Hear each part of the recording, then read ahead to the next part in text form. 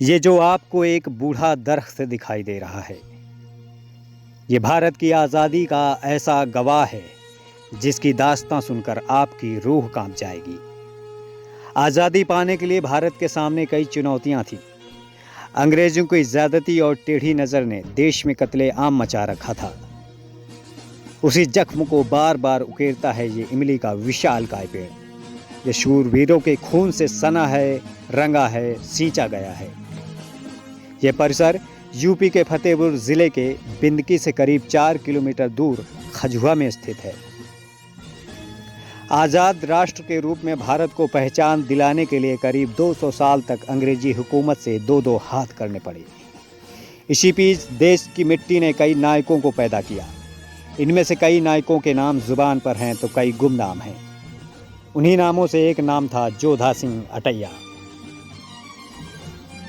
देश के कोने कोने से वीरों ने अपने प्राणों की आहुति देकर देश को आज़ाद कराया। इन्हीं में से 20 साल के योद्धा जोधा सिंह अटैया ने अंग्रेजों के खिलाफ बिगुल फूंक दिया। कहते हैं उन्होंने एक गैंग बनाया और अंग्रेजों को चुन चुन कर मारना शुरू कर दिया। कहते हैं जोधा सिंह पहले ऐसे क्रांतिकारी थे जो तात्या टोपे के सिखाए गोरिल्ला युद्ध के जरिए अंग्रेजों के छक्के तक छुड़ा दिए थे। वह अक्सर कहा करते थे कि जोधा सिंह गुलामी में तो ज़रूर पैदा हुआ है, लेकिन मरेगा तो आज़ादी के बाद ही। 28 अप्रैल 1858 को कर्नल क्रस्टाइज की घुड़सवार सेना ने जोधा सिंह को उनके 51 क्रांतिकारी साथियों के साथ बंदी बना लिया और उसी दिन सभी को एक साथ फांसी पर लटका दिया गया। यहाँ पे अंग्रेज़ों ने जोधा सिंह अटैया के नेतृत्व में 51 लोगों को और स्वयं 52 लोगों को अंग्रेज़ों से युद्ध किया। और अंग्रेज़ों की ये मानसिकता थी कि इन सबको बड़े क्रांतिकारी थे, इनको ये चाहते थे कि यहाँ से इन लोगों को फांसी दिया और फांसी देने के बाद इनके शवों को 30 दिन लटका रखा कि इलाके की जनता पब्लिक देखेगी तो उससे भय व्याप्त होगा।